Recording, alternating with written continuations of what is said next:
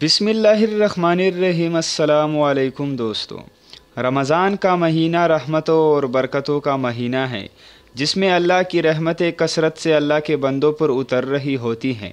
اللہ کی رحمتی کی موجوں میں تیزی ہوتی ہے اور انسان اس ماہ مقدس کے ہر لمحہ میں خود کو بھیگتا ہوا محسوس کر رہا ہوتا ہے۔ اللہ کے نیک لوگ ہو یا بد ہو، ان کو اس مہینے کے روزے کا انتظار رہتا ہے۔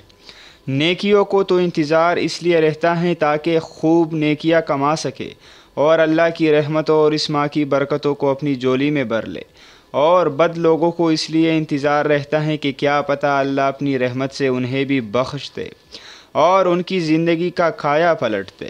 مزید آگے بڑھنے سے پہلے اگر آپ نے ہمارا چینل سبسکرائب نہیں کیا تو ضرور سبسکرائب کریں۔